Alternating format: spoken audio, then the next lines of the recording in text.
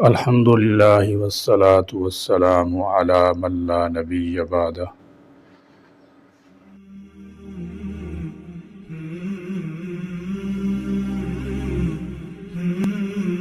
سب سے پہلے تو یہ یاد رکھیں، شریعت اسلامیہ میں دیگر حلال و حرام کے مسائل کی طرح رضاعت کا مسئلہ بھی انتہائی اہمیت کا حامل ہے۔ یہ میں دودھ پینے پلانے کی بات نہیں ہے، بلکہ اس پر باقاعدہ شرعی احکام مرتب ہوتے ہیں۔ چنانچہ رضاعت سے باقاعدہ اس طرح علت و حرمت ثابت ہوتی ہے جس طرح نسبی اور خونی رشتوں سے ثابت ہوتی ہے، جیسے کہ قرآن کریم میں اس کی صراحت ہے۔ ارشاد باری تعالیٰ ہے، اعوذ باللہ من الشیطان الرجیم، بسم اللہ الرحمن الرحیم، حرمت علیکم امہاتکم وبناتکم واخواتکم وعماتکم وخالاتکم وبنات الاخ وبنات الاخت وامہاتکم اللاتی ارضعنکم واخواتکم من الرضاعہ،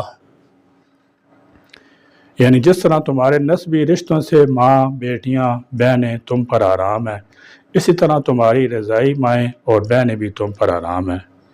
اسی طرح نبی کریم صلی اللہ تعالی علیہ وسلم نے فرمایا، رضاعت سے بھی وہی حرمت حاصل ہوتی ہے جو نسب سے حاصل ہوتی ہے۔ دودھ بینکوں کا تصور جدید دور میں ماں کی دودھ کی فراہمی کو یقینی بنانے کے لیے پیش کیا گیا ہے، خصوصاً ان بچوں کے لیے جن کی مائیں کسی وجہ سے انہیں دودھ نہیں پلا سکتی۔ یہ نظریہ بظاہر اسلامی فلاح و بہبود کے لیے ہے، لیکن اسلامی تعلیمات کے تناظر میں اس کے کئی نازک پہلو بھی ہیں جو اہمیت کے حامل ہیں۔ اسلامی تعلیمات کے مطابق رضاعت یعنی دودھ پلانے سے بھی وہی رشتہ قائم ہوتا ہے جو نسبی رشتہ ہوتا ہے، یعنی جو بچے کسی ایک عورت کا دودھ پیتے ہیں وہ ایک دوسرے کے رضاعی بہن بھائی بن جاتے ہیں اور ان کے درمیان نکاح حرام ہو جاتا ہے۔ جب مختلف ماؤں کا دودھ مختلف بچوں کو پلایا جائے گا اور ان کا ریکارڈ محفوظ نہ کیا جائے گا تو یہ معلوم کرنا مشکل ہو جائے گا کہ کون سا بچہ کس ماں کا دودھ پی رہا ہے۔ اس سے رضاعی رشتوں کا تعین ناممکن ہو جاتا ہے۔ اسلامی شریعت میں رضاعی رشتہ اتنا ہی اہم ہے جتنا نسبی رشتہ، اس لیے رضاعی بہن بھائیوں کے درمیان شادی کو حرام قرار دیا گیا ہے۔ دودھ بینک کے نظام سے یہ حکم نظر انداز ہو جاتا ہے جو ایک بڑا مذہبی اور اخلاقی مسئلہ بن سکتا ہے، جیسا کہ اگر 10,000 عورتوں کا دودھ 10,000 بچوں کو پلایا جائے، ان میں سے کچھ آپس میں شادی کر لیں تو یہ اسلامی نقطہ نظر سے حرام ہوگا۔ یہ صورتحال نہ صرف مذہبی قوانین کی خلاف ورزی ہوگی بلکہ معاشرتی بگاڑ کا بھی سبب بنے گی۔ والدین پر ذمہ داری عائد ہوتی ہے کہ وہ اپنی اولاد کی تربیت اور اخلاقی حدود کے بارے میں آگاہ رہیں۔ اگر وہ اس مسئلے کو نظر انداز کرتے ہیں تو اس کے نتائج گناہ کے طور پر والدین پر بھی عائد ہو سکتے ہیں۔ دودھ بینک کا نظریہ بظاہر ایک مفید اور انسانی خدمت ہے، لیکن اسلامی تعلیمات کے تناظر میں اس کے کئی منفی پہلو بھی ہیں جنہیں نظر انداز نہیں کیا جا سکتا۔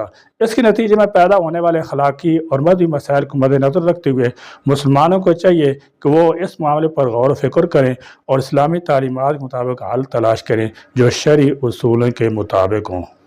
لہذا ایک مسلمان کو ان مسائل کو اس طرح نہیں لینا چاہیے جس طرح کے غیر مسلم یا آزاد خیال لوگ چیزوں کو دیکھتے ہیں، کیونکہ جن کے نزدیک ایک مرد عورت کے تعلقات میں حلال اور حرام کی کوئی تمیز نہیں تو وہ دودھ پینے پلانے میں یہ تکلف کیوں کریں گے۔ حالانکہ رضاعت سے حرمت کا ثبوت مسلمانوں کے ہاں ایک اجماعی اور متفقون علیہ مسئلہ ہے جس کی قرابت داری اور حلت اور حرمت کے ثبوت میں کسی قسم کا کوئی اختلاف نہیں ہے۔ غیر مسلموں میں ماں، بہن، بھائی، خالہ، پھوپھی کی کوئی تمیز نہیں۔ اس وقت یورپ اور امریکہ میں خاندانی نظام تباہ ہو چکا ہے۔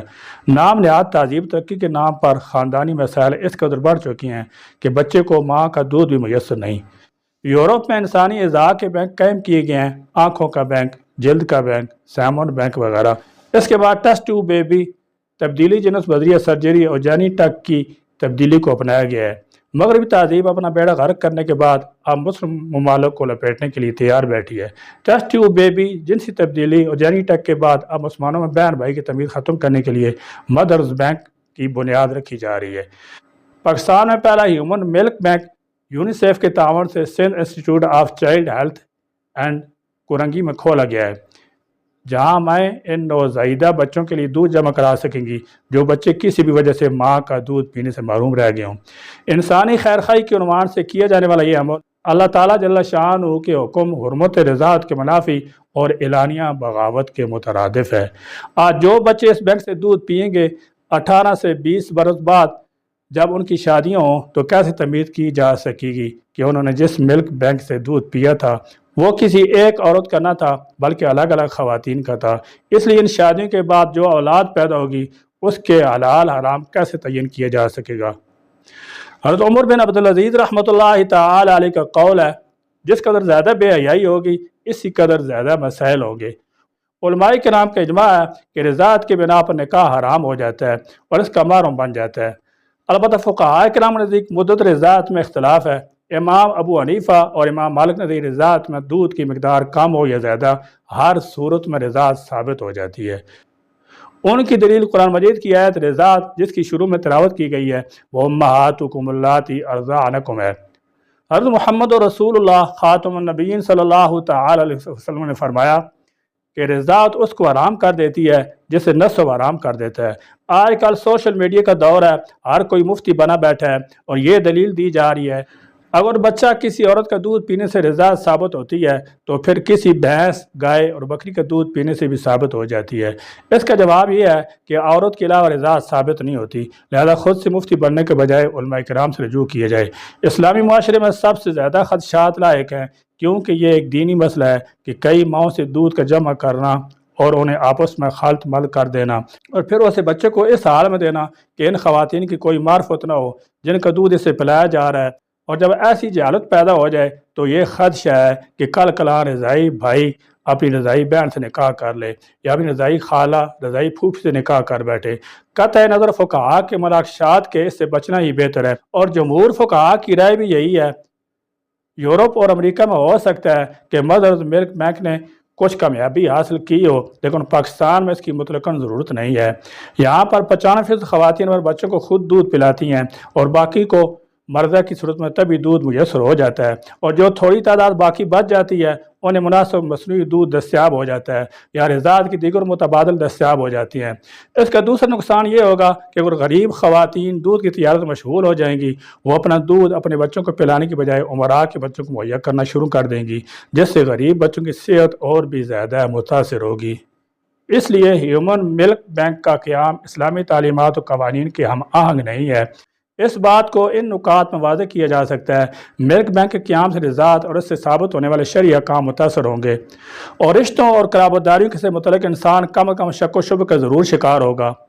لہذا ہر وہ چیز جو شرعی احکام اور فساد کا باعث بنے یا انسان کو اس حوالے سے شکوک و شبہات کا شکار کرے اس سے گریز لازمی ہے۔